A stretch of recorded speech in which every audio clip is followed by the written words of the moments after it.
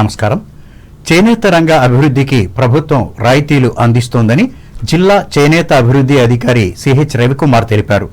తూర్పుగోదావరి జిల్లా కడియం మండలం మురుమండ గ్రామంలో గురువారం నిర్వహించిన 11వ జాతీయ చేనేత దినోత్సవ కార్యక్రమంలో ఆయన ముఖ్య అతిథిగా పాల్గొని మాట్లాడారు.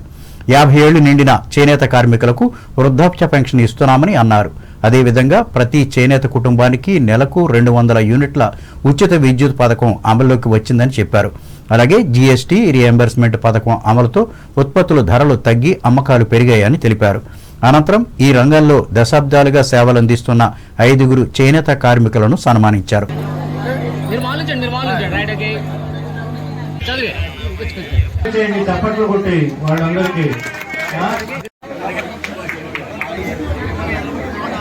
ఈ సమావేశంలో స్థానిక సర్పంచి Ainavilli Rukmini, market committee director D Rammohan Rao తదితరులు పాల్గొన్నారు. రాష్ట్రంలో ప్రతి ఒక్క విద్యార్థి నాణ్యమైన విద్యను అభ్యసించే విధంగా కూటమి ప్రభుత్వం చర్యలు తీసుకుంటోందని కొవ్వూరు శాసనసభ్యులు ముప్పిడి వెంకటేశ్వరరావు తెలిపారు. తూర్పుగోదావరి జిల్లా తాళ్లపూడి మండలం వేగేశ్వరపురం గ్రామంలోని ప్రభుత్వ జూనియర్ కళాశాలలో జరుగుతున్న అభివృద్ధి పనులను గురువారం ఆయన పరిశీలించి మాట్లాడారు. పేద మధ్యతరగతి విద్యార్థులు ప్రభుత్వ విద్యా సంస్థల్లో విద్యను అభ్యసించి ఉన్నత స్థాయికి చేరుకున్నారని పేర్కొన్నారు. అలాగే విద్యా సంస్థల్లో అన్ని మౌలిక వసతులు కల్పించేందుకు దాతల సహకారాన్ని తీసుకుంటామని పేర్కొన్నారు. 1978లో ఈ కాలేజీని స్థాపిస్తే చుట్టుపక్కల ప్రాంతంలో ఉన్నటువంటి వాళ్ళు ఈరోజు వివిధ స్థాయిలో వ్యాపారం చేస్తున్నటువంటి వాళ్ళు కానీ, వ్యవసాయం చేస్తున్నటువంటి వాళ్ళు కానీ, లేకపోతే మంచి ఉద్యోగాల్లో ఉన్నటువంటి వాళ్ళు కానీ ఈ చుట్టుపక్కల ప్రాంతంలో ఎక్కడ కూడా కాలేజీ లేని టైంలో 1978లో ప్రభుత్వ జూనియర్ కాలేజీని వేగేశ్వరంలో స్థాపించారు. అప్పటి నుంచి అంచెలంచెలుగా ఒకేసారి కాకోకుండా బిల్డింగ్స్ కడుతూ వచ్చినటువంటి పరిస్థితి ఉంది. కానీ ఇవాళ పూర్వం ఎప్పుడో కట్టినటువంటి బిల్డింగ్లు అవడంతో అన్ని బిల్డింగ్లు కూడా పూర్తిగా కూడా శిథిలావస్థకు చేరుకున్నాయి. వాటర్ అన్ని బిల్డింగ్ల నుంచి కూడా వాటర్ అంతా కారిపోతున్న పరిస్థితి ఒక పక్కన ఉంది.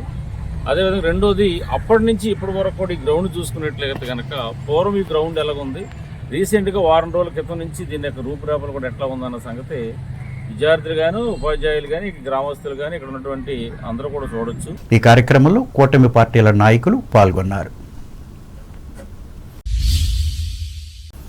అంబేద్కర్ కోనసీమ జిల్లా వార్తలు. సైబర్ నేరాల పట్ల ప్రతి ఒక్కరూ అప్రమత్తంగా ఉండాలని అమలాపురం డీఎస్పీ టీఎస్ఆర్కే ప్రసాద్ సూచించారు. అమలాపురం పట్టణంలోని భూపయ్య అగ్రహారంలో ఉన్న శ్రీ వెంకటేశ్వర డిగ్రీ కళాశాల విద్యార్థులకు సైబర్ నేరాలపై నిర్వహించిన అవగాహన సదస్సులో ఆయన ముఖ్య అతిథిగా పాల్గొని మాట్లాడారు. అపరిచిత వ్యక్తుల నుండి వస్తున్న ఫోన్ కాల్స్ పట్ల జాగ్రత్త వహించాలని సూచించారు. అలాగే ప్రతి మహిళ తమ సెల్ ఫోన్లో శక్తి యాప్ను డౌన్లోడ్ చేసుకోవాలని తెలిపారు. ఈ కార్యక్రమంలో కళాశాల correspondent KVR Narasimha Rao, principal K Manohar, AO Karatam Praveen, పట్టణ సర్కిల్ ఇన్స్పెక్టర్ పి వీరబాబులు పాల్గొన్నారు. ఆత్రేయపురం మండలం ర్యాలీ మండల ప్రజా పరిషత్ పాఠశాలలో గురువారం ప్రధానోపాధ్యాయులు చింతా శ్యామ్కుమార్ సమక్షంలో 1-2 తరగతులు చదువుతున్న 10 మంది విద్యార్థులు ప్లాస్టిక్ జెండా వద్దు, పేపర్ జెండా ముద్దు అంటూ 79వ స్వతంత్ర దినోత్సవ సందర్భంగా 79 పేపర్ జెండాలను 7.9 సెంటీమీటర్ నుండి 7.9 అంగుళాల కొలతలు గల పేపర్ జెండాలను తయారు చేసి వాటిని గ్రామంలో ర్యాలీ నిర్వహించి ప్రజలకు పంపిణీ చేశారు.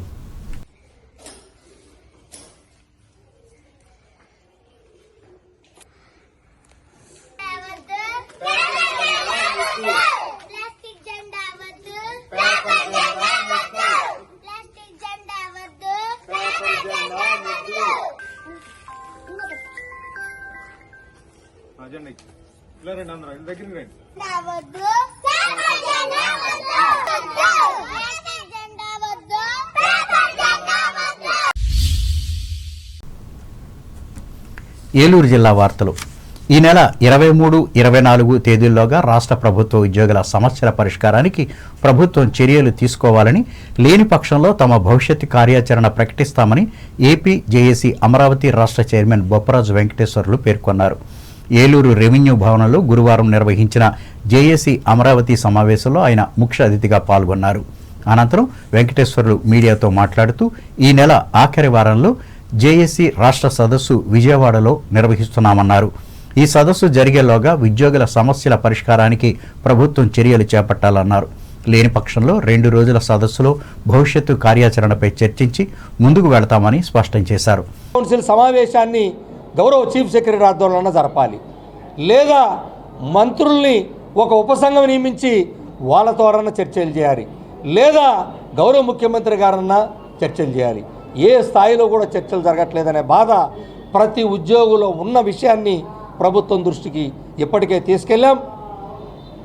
ఇప్పటి వరకు మరి ప్రభుత్వం నుంచి ఏ చర్చలు ఎలాంటి సమావేశాలు లేవు కాబట్టి మరి నెల 23వ తారీఖున రాష్ట్ర ఏపీజేఎస్ అమరావతి రాష్ట్ర కార్యవర్గ సమావేశాన్ని 23-24 తారీఖున నిర్వహిస్తున్నాం.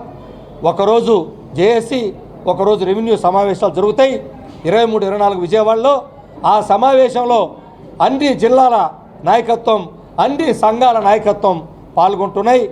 ఈ కార్యక్రమంలో జేఏసీ జిల్లా చైర్మన్ కె రమేష్, జేఏసీ ప్రతినిధులు పలిశెట్టి దామోదర్, టీవీ ఫణి, ఆర్వి రాజేష్, పారి లక్ష్మి, పొన్నూరు విజయలక్ష్మి, ఏ ప్రమోద్ కుమార్ తదితరులు పాల్గొన్నారు. వార్తలు ముగించే ముందు ముఖ్యాంశాలు మరొకసారి. తణుకులో ఘనంగా జాతీయ చేనేత దినోత్సవ వేడుకలు. సీనియర్ కార్మికులను సన్మానించిన ఎమ్మెల్యే రాధాకృష్ణ. తల్లిపాల ద్వారానే పిల్లలకు ఆరోగ్యం. తణుకు వారోత్సవ సభలలో స్పష్టం చేసిన వైద్య నిపుణులు. తణుకు ఎస్కేఎస్డి మహిళా జూనియర్ కళాశాలలో నిర్వహించిన విద్యార్థి యూనియన్ ఎన్నికలు. ప్రజాస్వామ్య పద్ధతిలో ఓట్లేసిన విద్యార్థులు. కూటమి ప్రభుత్వం ఇచ్చిన హామీలన్నింటినీ అమలు చేయాలని కోరుతూ ఉండిలో ఇంటింటా ప్రచారం చేసిన వైఎస్ఆర్ కాంగ్రెస్ పార్టీ కార్యకర్తలు. వ్యవసాయ మార్కెట్ కమిటీల తనిఖీ కేంద్రాల్లో ఇక నుంచి అవినీతికి తావులేదు. నిడదవోలులో ప్రకటించిన రాష్ట్ర మంత్రి దుర్గేష్. చేనేత రంగ అభివృద్ధికి రాయితీలు అందిస్తున్న ప్రభుత్వం. కడియం మండలంలో వెల్లడించిన తూర్పుగోదావరి జిల్లా చేనేత అభివృద్ధి అధికారి రవికుమార్. ప్రభుత్వ విద్యాసంస్థల్లో నాణ్యమైన విద్యనందించేందుకు కృషి చేస్తున్న ఆంధ్రప్రదేశ్ ప్రభుత్వం. తాళ్లపూడి మండలంలో ఉద్బోధించిన కొవ్వూరు ఎమ్మెల్యే వెంకటేశ్వరరావు. సైబర్ నేరాల పట్ల అప్రమత్తంగా ఉండాలి. ప్రజలకు విజ్ఞప్తి చేసిన అమలాపురం డీఎస్పీ ప్రసాద్. స్వాతంత్ర వేడుకల్లో ప్లాస్టిక్ జెండాలు వద్దంటూ ప్రచారం చేసిన ర్యాలీ మండల ప్రజా పరిషత్ పాఠశాల విద్యార్థులు. రాష్ట్ర ప్రభుత్వ ఉద్యోగుల సమస్యల పరిష్కారం కోసం చర్యలు తీసుకోవాలి. ఏలూరులో డిమాండ్ చేసిన ఏపీ జేఏసీ అమరావతి రాష్ట్ర చైర్మన్ వెంకటేశ్వర్లు. ఈ వార్తలు ఇంతటితో సమాప్తం. నమస్కారం.